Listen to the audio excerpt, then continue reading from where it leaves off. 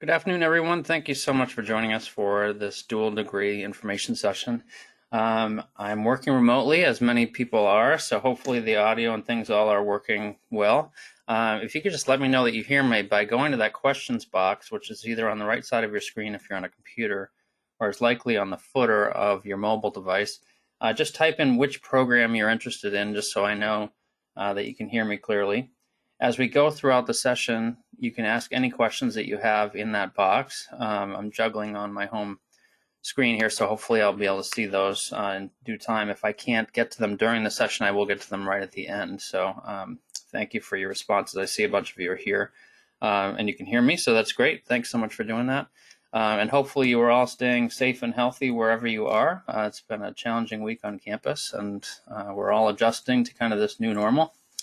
So hopefully it won't be too long, but time will tell. So thank you, and if you have questions, again, ask them in the box below. I'm going to cover all 4 of our programs that participate in this dual degree opportunity.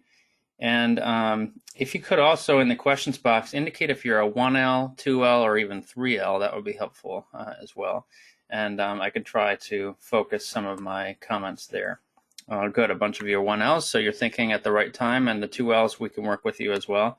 3Ls are a little late, but we'll work with you also. So we have 4 programs currently. Our most recent addition to our dual degrees is our MBA, so I'll talk a little bit about that. We also have our criminal justice program, Master of Science in Criminal Justice, our now Master of Arts in Cybersecurity, and I'll talk more about that in a second. And then our historic preservation program is a Master of Science, which has actually changed recently, but it has not been formally changed for the dual degree. So your curriculum will be migrating a little bit. But our MS in historic preservation is now our MS in preservation practices. But you'll see, for the purposes of this session, since the dual degree hasn't formally changed, I haven't changed it here as well, but we can talk more about that. The outcomes will still be the same. These programs are designed to share credits between them. So you have portions of courses from your MS or MA that go over to the JD, and then you have JD credits that come in to fulfill requirements for the master's, and I'll talk about how that works with each of the programs. In order to participate in any of these programs, you have to complete a full year of the JD program before you can participate in master's courses. But that doesn't mandate exactly when beyond that. So if you want to start in the summer right after your 1L, you can do that, or you can start in the fall, or kind of piece things together as your schedule allows for that. That's an ABA regulation that prevents us from having you start during that 1L. Some of the benefits of these programs, and these are universal across these programs, you have a shorter degree completion time. To do them both, independently, for example, the JD on its own is a 3-year program. Criminal justice, for example, is a 2-year program, so you're talking about 5 years. Cumulatively, depending on when you take your courses, you could potentially complete the CJ program and your JD during your 3 years of your JD. So you could potentially cut off as much as 2 years out of that timeline. And that's similar for the other programs, except for preservation, which is a bit longer. You have significant financial savings because, again, courses that come from one program into the other are actually saving you not only time and courses that you have to take, but significant money as well. And I'll talk about how that works. But for example, the cybersecurity program, which actually requires the least courses to complete of the dual degree courses, cybersecurity, you only have to take actually 18 credits in the master's program, and 12 credits from the JD actually come in to fulfill the balance of that 30 credit master's. So students off the street that are coming in to do a master's in cybersecurity are doing that in 30 credits. You're doing it only 18. So those 12 credits, currently we're close to $1,000 a credit hour. So you're talking about just under $12,000 of savings by doing that. Plus you're saving money off of your JD because portions of the cybersecurity program count back toward the JD. So there's a lot of benefits on both sides to doing that. And in this kind of a job market, especially as law has been the last several years, having specialized skills to complement your JD really makes you more marketable as a lawyer. Going into firms to say, I've got specialized skills in cybersecurity, or I've got business law background, those types of things are really going to carve out a niche for you and give you other opportunities and maybe hopefully financial benefits in the long run, as you might be hired and given more specialized responsibilities. So that's why we have these programs available to you. So I'm going to talk a little bit more specifically about each of the programs. And again, as you have questions, please feel free to put them in the box. Our MBA program, as I mentioned, is our newest addition to the dual degrees. It's offered in our Providence campus. So from a logistics standpoint, at least for the on-ground classes, the MBA works relatively well with the School of Law because you're in the law school in Providence for your third year for most of your clinical work, and we're right down the hall. We actually share the same floor on the fourth floor in Providence. You'll take your 78 credits in the law school, and then 24 credits in the Gabelli School of Business. So you actually, the MBA on its own is typically 36. So again, you have 12 credits that are sharing back and forth into these programs. The MBA was created for students primarily to get a one-year MBA with us. So we have, most of the students in the program are coming out of undergraduate with a business background, and they complete a full year of study to get their MBA. There's not many one-year MBA programs in the Northeast. There's only, I think, 4 of them, at least that do them in this 4+1 kind of capacity for undergrads. We are the only option in the state of Rhode Island and one of the only options throughout the region that offer this JD MBA opportunity. So that's kind of a nice benefit for you here. And you cover a series of foundational courses across things like accounting, marketing, statistics, economics, management, leadership, logistics, and other things. And then the 12 credits that you don't take are actually comprised of a required internship for the business students, a study abroad experience, which typically goes over the spring break. And for obvious reasons this year, we unfortunately had to cancel that opportunity. And then there are 2 electives. So the 24 credits that you're taking within the MBA are core business classes required of all of the MBA students. So you're going to be getting a good exposure to the foundational courses required really of any MBA, not just at Roger Williams, but that foundational coursework is fairly standard across business degrees. And as most of you know, an MBA is a recognized professional credential. So it opens up doors inherently just by having the MBA. Of course, it makes a great complement to your JD program. What we've had so far is, again, this program is new for the dual degree options. We had 1 student that's finishing up this year and 1 student that's joining us this coming year from the JD programs. Both of them have opted to complete their first 2 years in the law program and then essentially take a break from the law school and do the MBA program in a year. So they're actually joining the cohort just as they would traditionally in the fall for the MBA and complete the entire program together. And then they're going back to their JD studies to complete their final year. I think that's been an interesting model for the students. We didn't anticipate necessarily that students were going to do that. But by doing that, that allows you to focus on your MBA and not be kind of juggling between your JD and your MBA studies, and then go back and do your final year of the law school and focus on your clinical work and out in the field. And ultimately, you'll be studying and preparing for the bar right after that. So most students that we've talked to have not been too hot on the idea of doing 3 years of the JD and then wanting to go past the bar and worry about studying for that. And by the way, starting their MBA. Most students said, let's keep those things separate. And I'm going to do my MBA now, and then I'll finish out the law school and do my bar prep afterward. So it's up to you how you do that. That's just how the students have opted to do that. The other option is to take courses in a part-time way over the course of your 2L and 3L if you wish to do that. For those of you who are 1Ls thinking of the MBA program, you have that advantage that you have 2 years to essentially spread out these 8 courses. And you could do them, the courses are offered only in the fall and spring that fulfill these 24 credits. So they are courses that you would have to take in Providence. They are physically in Providence. They aren't online, but you'd be taking them to kind of balance out some of your JD studies. So there is some juggling in all of these programs because you'd be thinking about taking your JD coursework that are required and then portions of your master's depending on how you wish to schedule that. So you can do either that kind of full-time basis where you cut off your JD for a little while and do a year in the MBA, or you can even do it on the back end, fulfill your 3 years and then do your 4th year in the MBA, or you can kind of piece it together over 2 years. And again, this is a program similar to criminal justice and some of the others that you can complete within your 3 years if you plan your courses well enough and you're willing to kind of put your nose to the grindstone and take a little extra coursework while you're finishing your 2L and 3L. So I touched briefly on this coursework. This is the curriculum that you're running into in the MBA. So ethical leadership actually is a course that we offer in the springtime for our seniors, our undergraduate seniors who are coming and joining the 4+1. So that's offered in Bristol. So you can actually take that class in the spring without leaving campus. So if you're a 2L, you don't have to go to Providence for that course. So that's worked out well for folks so far. And then you see the remaining courses that you'll be taking. Financial and managerial accounting is one course. We have a data analytics course, economics, marketing management, corporate finance, global business, and then the strategic management, which is the capstone course for all of these. So it's a nice, robust curriculum and kind of a tight package that really complements your JD very well.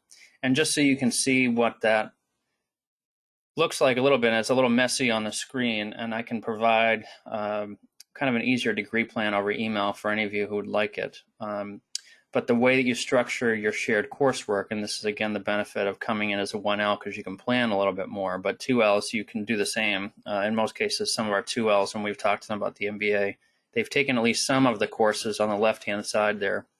In order for you to fulfill the MBA electives appropriately, where you get the full benefit of the 12 credits, you have to take 4 of those courses in that kind of buffet of offerings on the left-hand side. Some of those courses you're probably already taking as part of your work anyhow, but many are probably electives. And you'll see that most of them are very business-oriented, tax law, construction law, drafting, and so on. So make sure that you're taking these classes so that you're fulfilling all of the requirements for the shared benefit of the program. Now, if you're later in your studies and you didn't have that opportunity, we can work out what those courses are going to look like so that you can make sure you get the requirements in before you graduate. So switching gears a little bit to the criminal justice program, this is one of our oldest, actually is our oldest master's program on the campus. It's offered in a hybrid format or fully online. So this one has a little bit more flexibility in terms of scheduling than the MBA does. And the hybrid courses, all of the core classes meet on a hybrid nature, and those are all really what you're fulfilling in the dual degree anyhow. So you're going to class every other week, and classes are in the evenings from 6 to 9. The MBA coursework, in contrast, which I should have mentioned, courses are during the day for the MBA, and they're offered Tuesdays, Wednesdays, and Thursdays. They tend to be within the window of like 11 to 4, those various courses that you'll be taking. So they do have some more potential interruption with your JD coursework if you're going to be taking them part-time alongside your JD rather than taking a year off. Now, the CJ program is a little bit more flexible in terms of plugging those courses in on a part-time basis because you can take them in the evenings or online, so you have that flexibility. So again, you're doing 78 credits in the law school, 24 credits with the School of Justice Studies, so it's 8 courses that you'd be taking to fulfill the master's. Again, kind of back and forth, 12 credits that go either direction. On average, students are completing them in 3.5 to 4 years, but it's 8 classes. If you're a 1L now and you're thinking about planning out the next 2 years, criminal justice does offer courses in the summer, and they're only online in the summer, so you can take some of your requirements in summer periods if that works with your schedule and your JD coursework. So you can actually lessen the number of classes that you would have to take during the academic year while you're balancing your JD by doing them in the summer. There are 2 potential tracks within the criminal justice program. One is a thesis option, which most students tend not to do them, especially in the dual degree program, because you're already completing a significant amount of work on the JD side. So you may opt to just do the elective portion, which tends to work better. As I mentioned, those first 6 courses that you see on the screen are all done in the hybrid format or can be done fully online, so you can participate either way. And then you have 2 CJ electives. So that gives you a little added flexibility because electives are offered fall, spring, and summer. So you can grab an elective in any of those terms and kind of plug it in. So you're not you're not as kind of plugged into a specific puzzle to get the right classes when you're done. Now, similar to MBA, although a little less open in terms of the courses that you can select on the JD side, you have these courses that are required. And from my understanding from talking to students previously, crim law and crim procedure, at least investigation, are two courses that most of you have likely taken already or will be taking. That 682 crim procedure adjudication course may be an elective, and I may be getting that wrong, but make sure you take that course if you're participating in the criminal justice dual degree. And then you have a few courses there at the bottom that you can select from as having an elective that again fulfills that fourth course for the shared program.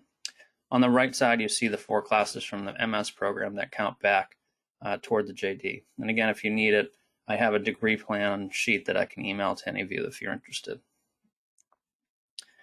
Now, the cybersecurity program, I mentioned there are some changes coming to that in addition to the preservation program, which I'll get to in a minute.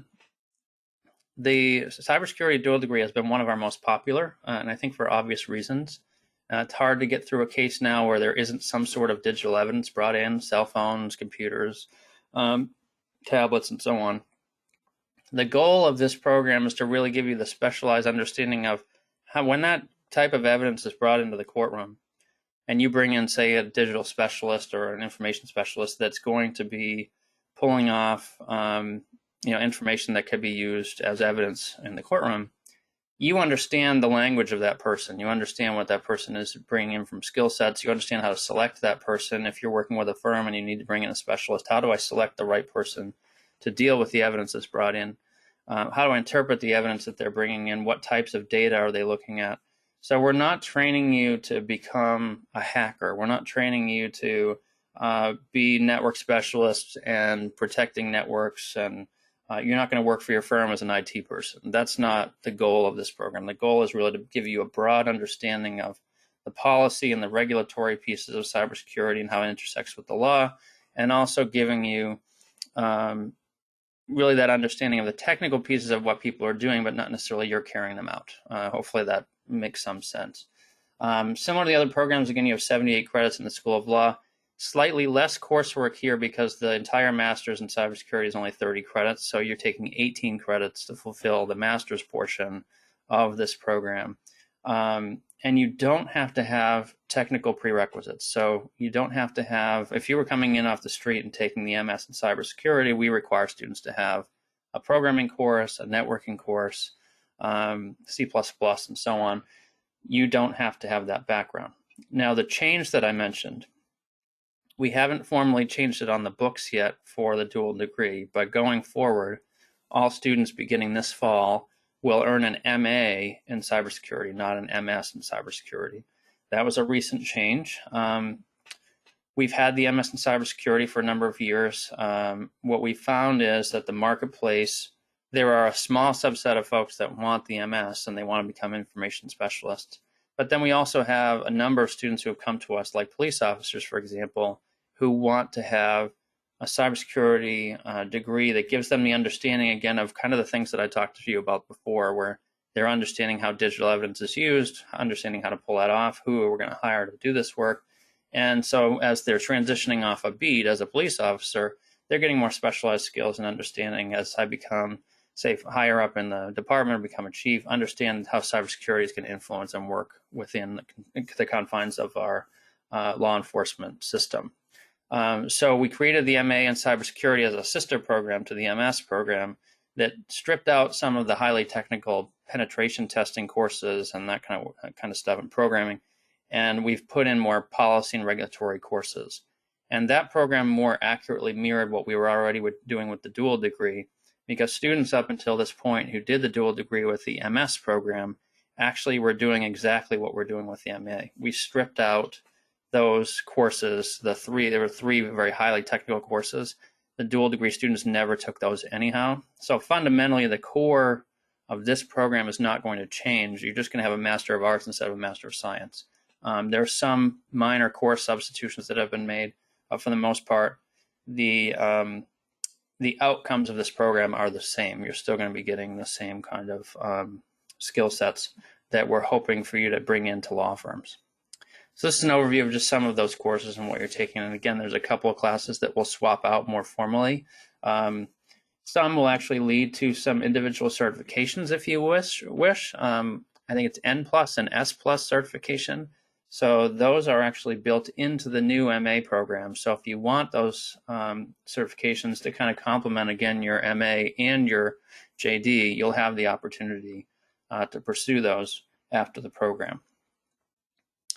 So right now, again, absent of the course being formally changed, the dual degree program formally changed on the books, right now these 4 courses that you take within cybersecurity, you have to take criminal procedure investigation, which was required for CJ as well, as you saw, Con Law 2, and then you have 2 law electives here that you'll be taking to fulfill the backside of the dual degree into the master's program. And then the courses on the right, those are the 4 current courses currently set up. Those will change a little bit as we get the MA more formalized. And finally, we have our JD and MS in historic preservation. This program, as I mentioned again, has changed a little bit. It is now an MS in preservation practices. Really, all that change does is it reinforces the kind of more practical nature of our program, that it's not just kind of theoretical and thinking about the research of preservation. It's more about how are we actually looking at preservation hands-on in the field. It's students working at the mansions or working with the Department of Transportation when they're trying to build a highway when they've got a historic property that's influenced. There's regulatory intersections with the preservation work, which is obviously what a lot of the JD students are interested in. One of the JD preservation students now is looking at how churches that are historic in nature, but also have secular interests, how are those intersecting with regulations, local laws and state laws, and getting funding for preservation work. In many municipalities, and forgive me, I'm not a law person, but there are laws that are regulating whether public funds can be used for preservation of buildings that are used for a religious purpose. And so there's a lot of challenges that that preservationists are running into, at least particularly with religious buildings. But in most cases, you can argue that they have historical significance to the community.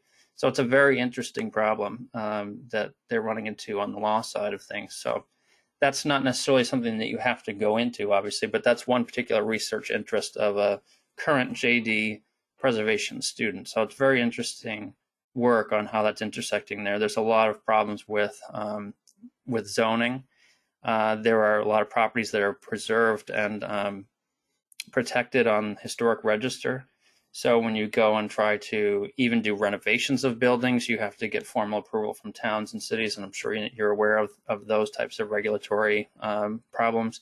There are places where they might want to raise, get rid of a particular building, and it's protected by the historic register. So there's areas there. There's zoning issues with building other structures. Then you're thinking about things like conservation, reconstituting buildings and materials.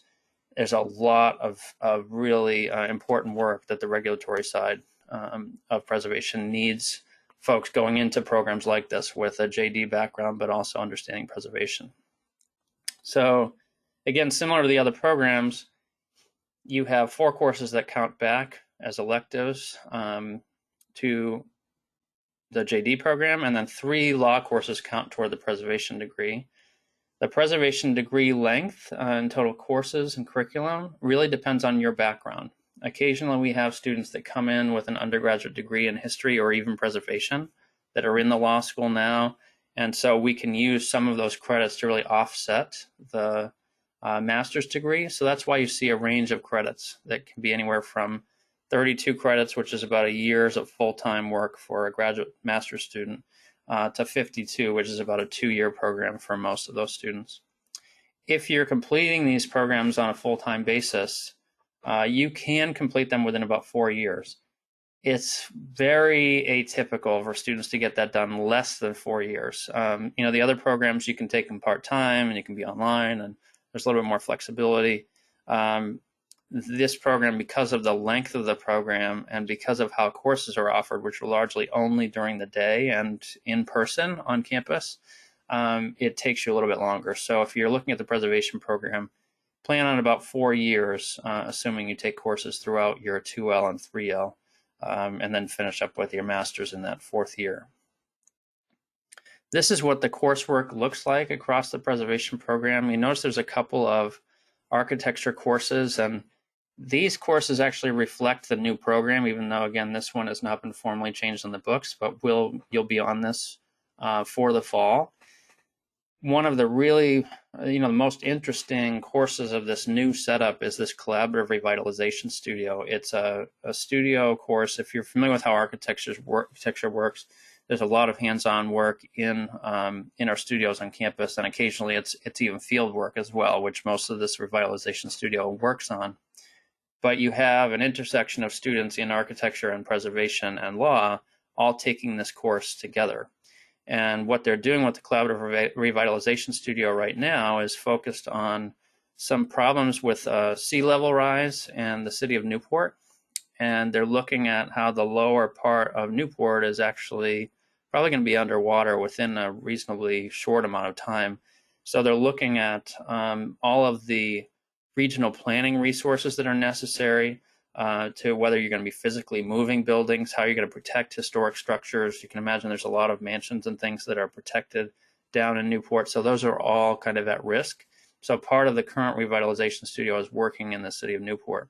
We also have studios now working with the city of Providence on the revitalization work happening along the river and Interstate 195, which most of you know runs kind of east-west through the city of Providence and out into Massachusetts and down to the Cape. There is some revitalization work that's going on with federal and state funds along some of the major bridges there on the East Providence side, along the river. And there's just a lot of planning and regulatory issues happening there. So again, this is a place where students are really seeing that intersection of architecture and preservation and law come together, and you're working actually with partners. And in these cases of the studios, you're partnered with firms and residents that we have on campus. So these are practicing architecture firms or preservation firms that are out there in the communities with active projects, and in many cases have active federal or state funding or working with the cities. And so Air St. Gross, for example, is working on that Providence project, and they were hired by the city of Providence and the state of Rhode Island to do a collaborative project there, and our students are working one-on-one with them to support those plans and projects. And that's a year-long planning phase, and so our students are really active in that. Beyond that, you see some of the history, philosophy, cultural courses that you'll be taking, and then you have historic construction, building materials, and site documentation. So you'll be doing some very hands-on preservation work in addition to the regulatory and kind of policy pieces of this. And now that we have an urban and regional planning certificate program, that's something we've added, and there's a lot more depth across the planning coursework that we offer. So again, finally, to the kind of shared coursework, this program is a little bit more specific in the courses that you have to take within the law school. So you see them here, and these are the courses that can count back toward the master's program to offset your requirements.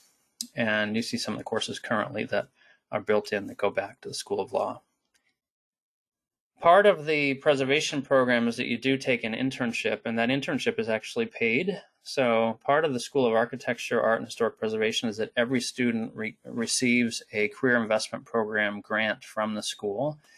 We want to guarantee every single one of our architecture and preservation graduates has hands-on public experience where they're going outside of the classroom and getting work experience that adds to their resume, and they're getting paid.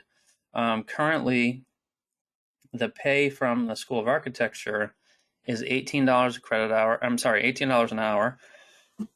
Excuse me, for a total of $3,000 per year for full-time. Now, part-time preservation students get that prorated. So if you're a part-time student, which most of you will be in the preservation half of your program, you'll qualify for $1,500 a year, paid at $18 an hour for that internship. So that does satisfy your requirements both for the JD and the HP internship. And I'm sure you know, as part of your pro bono requirements, you have 50 hours that have to be unpaid. And so that'll be part of that program as well.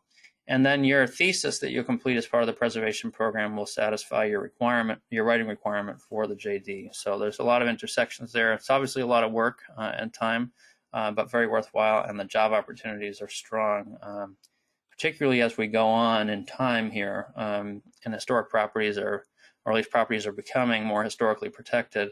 There's a lot more regulatory opportunity on the preservation front. So kind of switching gears a little bit just to the application process, and this is really toward the end of my presentation portion here anyhow. If you're interested in applying, you can apply online at grad.rwu.edu/apply. And you can apply anytime now, and we'll be happy to work with you on your application, even as we're remote. We waive your application fee. Be sure you use that code that you see on the screen, GRCRWU. Once you apply, we will get all of your application materials from the School of Law. So you don't have to submit anything separate from what you're doing. Although I encourage you to send a letter of intent, just so the faculty can get a sense of what you're hoping to do with your law degree and the complementing master's program. Now, for cybersecurity or preservation, we do require a couple of additional pieces. So for cybersecurity, we ask you to get a background check of where you're currently living, where you currently reside. You can do that at your local police station. It's usually $10 or $20, and you can just send a copy of that to us once you're able to obtain that. And then for preservation practices, we're looking for you to submit just a research paper that you've completed that shows conventional style and sources and all of that, so APA or something similar. You can just email that to us, so nothing formal. We're not asking you to write a new paper, just something you've done in the past. If you ultimately are admitted and you want to start in the program, we only require a $200 enrollment commitment deposit that secures your seat in class, and will kind of open the door for registering for your master's courses. And again, you can be applying now if you're a 1L, you can be applying now and start in the summer or even the fall or even later if you decide that your timing isn't right or scheduling is challenging and so on. But obviously for 1Ls, this is the opportune time because you can really get in on the ground floor once you complete your 1L. For the 2Ls, depending on your program, we'd want to get you started as soon as we can. And as I mentioned in several of these programs, at least CJ and cybersecurity, you can start your courses in the summer. For preservation and the business program, we can get you started in the fall, and we can get that moving relatively quickly. So here are just some quick important contacts. The Office of Graduate Financial Aid actually services both the law school and our graduate students, so you can continue working with Tina and Kate up there on your aid packages, and you can get an amended aid package to accommodate your master's coursework. So you can talk to them about that once you get rolling with your admission on the master's side. All of the program directors you see there listed on the left-hand side, they can answer any questions that you have about the curriculum and the program itself. There are faculty that will be your primary connection to the program. And of course, you have my contact information there on the right-hand side. So with that said, I hope that's helpful information for you. I'm going to watch the questions box here. If you have any questions, I'm happy to answer them. And I appreciate your time, especially as you're all remote in varying ways as well. And hopefully this was helpful. So I'm happy to answer any questions you might have about the programs, the setup of these things, or we can certainly talk offline if you have more individualized questions that you'd like to talk separately on.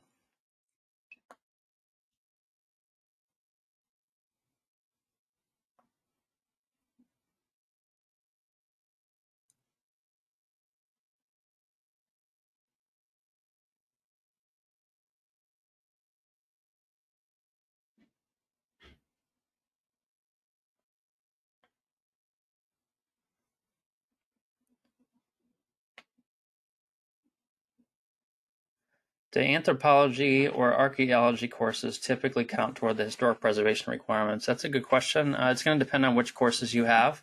So if you can, send me an email. If you have a transcript, like an unofficial transcript, I can also get it from the law school. But if you have an unofficial transcript, send that along. And I can share that with our dean and see if there's anything that can count. It's really individual on which courses you took rather than a specific degree. So they'll look at each of those requirements and see if they can fulfill the kind of entry requirements for the preservation program. They are, our goal is not to have you pay any more money than you have to, and not to stay in the program any longer than you have to. So we will work to your benefit as best as we can, but send that unofficial transcript along for any of you if you wish, and we can do a preliminary review of your courses. If you've already taken elective law courses that overlap between programs, do we have to take new classes, or do those get applied toward progress for the master's? You don't have to retake your courses. So if you've taken any of the required law classes that you saw on those previous screens, they will count. All we have to make sure is during the course of your time as a graduate student at Rogers, so whether that be in the law school or the master's or both, that you've taken all the courses that are required within that time frame. So if you've taken IP, you've taken patent, whatever those courses are, or con law, if you've taken them already, great. That's just going to come right off the top of the requirements here. They just have to have been taken at the graduate level. So if you took an undergrad class, in con law or something in the poli-sci program, that's not going to count. But if you've taken con law as part of the JD, then that's fine. All we have to do is, and I guess where it only becomes a problem, you have to, and this is why you have to do the JD coursework first. When you get that 1L in, the ABA requires any courses to count toward a dual degree that really have some shared coursework back to the JD. The master's courses have to actually be taken after you've done your 1L.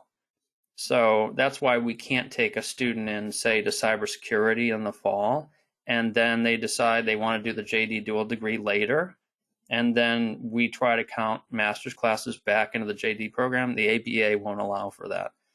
So that's why you have to start in the law school first. So anything you've taken in the law program will count toward the dual degree. So that's kind of a long answer, but anything you've taken already, you don't have to take any new classes. The only problem that we might run into is if you're, say, a 2L now, and maybe your schedule's not going to allow for you to get all 4 of the classes that transfer back from the law school, then we have to try to monkey around and get maybe a course substitution to get the master's shared courses to work. But otherwise, you don't have to retake or take any new courses for the dual degree. I see a question here regarding the cybersecurity program. Confirming, yes, you only have to take 6 courses, so 18 credits, that's right. So in order to get the dual degree in cybersecurity, you're only actually taking 6 master's classes in addition to your JD coursework. And the program is completely online. So for cybersecurity and criminal justice, both are offered completely online. Cybersecurity does not have any in-class options. It's only online. Criminal justice has the hybrid option where you can actually go to class every other week. What we've found with criminal justice is the faculty there are generally pretty accommodating and flexible. So if you're taking CJ and you might want the option to go hybrid, then if you select online when you're applying, say that you want to be an online CJ student, then you can take some of the hybrid courses as you're plugging along, but you're not necessarily committing to hybrid the full program, if that makes sense. So if you know that you're going to want to do most of your program online for CJ, indicate online up front. Cybersecurity will only be online, but you have, and I should mention, both of those programs can be done asynchronous, so you don't have to log on at the same time as the course is running. So if, for example, criminal justice, if they have a hybrid course that meets every other week, say they record that class that meets when they're in class, you can watch the video back at a later time. So you don't have to log in at a certain time. You can log in whenever your schedule allows. The 18 credits required for cybersecurity, one of the students asked if you could take them all in one semester. You cannot. Part of that has to do with getting 18 credits in the cybersecurity program that are all offered at the same time. is challenging. We don't typically offer quite that many in cybersecurity every semester. It also would be a bear to get those done at the same time. For master's students, full-time is 9 credits per semester. 18 credits would be extremely heavy, especially if you're going to be kind of offsetting your JD coursework at the same time. So at best, if you're going to be full-time, you could do 9 credits at a time in cybersecurity. Although if you're doing that alongside JD coursework, I would discourage you to do that because it's going to be very heavy in your coursework. Most students, at least with cybersecurity, are doing online, 1 or 2 classes at a time, depending on where they are. But if you're a 2L now, and I understand you're a little bit more strained in the number of courses you can take. Ideally for a 2L, if you could get 2 classes done in the summer online, then you could do 2 classes in the fall and 2 classes in the spring. You've fulfilled all of your master's coursework over that year-long time frame, and you could still be completing your JD and be done on time. The other question, are there any concentrations available within the MBA program? The MBA program was built as a kind of standalone kind of general program that meets all of the 1-year requirements. So we decided as an institution, instead of offering concentrations, we gave this one kind of package deal MBA that any student could come in and just do in a year. When we start adding concentrations, it's more credits, it's more money for students. It's more strain on the scheduling, and then classes aren't always offered at the times that they need, and we wouldn't be able to contain it within 1 year. So we tried to keep that kind of more tightly packaged, and there was more interest for a 1-year program. That said, we have electives across a number of different programs, and MBA will offer some electives here and there. Unfortunately, they're not required for the JD dual students because you're just doing those core classes. So those 8 classes that you saw listed for the MBA, every MBA student takes, as well as the JD MBA students take. So there's no flexibility within those 8 in the MBA program, but you're getting those because part of that is too, when you graduate and you go work for a firm, or even if you get an MBA and you go work for a business, when somebody sees that you have an MBA and maybe they have somebody else that's working for them as an MBA from Bryant and somebody has an MBA from Bentley, the understanding is an MBA has some core foundational coursework. So there's an understanding that's expected of all 3 of those students, even though they didn't attend the same school. They all have basic foundational understanding of finance and marketing, accounting, economics, statistics, and management. So you have those kind of core areas. So we wanted to make sure that when we're graduating students, they have that core foundation. And part of that meets, there's an international accreditation called from AACSB. It's the Association for the Advancement of Collegiate Schools of Business. Only 5% of business schools worldwide have that accreditation. It's very important when you graduate. So to have that behind you with the quality of the MBA that we offer was most important to us in giving you that package deal when you go out to firms and say, I graduated with an AACSB accredited MBA. So that was very important to us when we built that program. Some of the other programs have a little bit more flexibility, and then we also have graduate certificates that aren't necessarily dual degrees, but you could use them to complement your law school work. And so we've talked about that even recently with the dean of the law school, Dean Yelnowski, and the opportunity that if you wanted to take some courses in other certificate areas. So for example, cybersecurity has a certificate. We have a certificate in leadership in the School of Justice Studies. We have a digital forensics certificate in the criminal justice program. We have an urban and regional planning certificate in the architecture school. And we also have the preservation certificate. So if you wanted to complement your JD with a certificate, that's another option for you. It's not as many courses, unfortunately does not have the shared coursework opportunity like the JD dual programs do, but you have that option to kind of add that on to anything that you're doing, whether it be just your JD or even a dual degree that you can kind of tack on a certificate. So in preservation, for example, if you're a preservation dual degree student, some of the courses you take in preservation actually count toward the urban and regional planning certificate. So you could add the urban and regional planning certificate to the dual degree in preservation also. So you could actually graduate with 3 credentials while you're here. So that opportunity does exist through some of the programs if you wanted it. So we do provide some level of flexibility for you if you wish to do that. Are there any other questions? These are some great questions, by the way. I appreciate all of these, and certainly a lot of kind of intersections of different things and a lot of moving parts because you have your JD, and obviously you're here to get your JD. So these master's programs are really designed to just give you a specialized skill set that plugs into that and really complements what you're doing. But we certainly aren't trying to interrupt or take over what you're doing in the JD because that's so critical to what your future is. So, well, thank you very much for your time today. I know that you're all probably home and doing remote stuff anyhow. Hopefully we will see you on campus again before the end of the semester, although certainly the news will dictate that over the coming weeks. But I wish you all health and safety at home. And if there's anything at all that we can do for you, including if you want to set up a one-on-one virtual meeting or even meet on campus with our social distancing, we're happy to do that. So just send me a quick email or give me a call, and I'm happy to help with that. But thanks again for your time. I hope this was helpful, and we'll talk to you soon.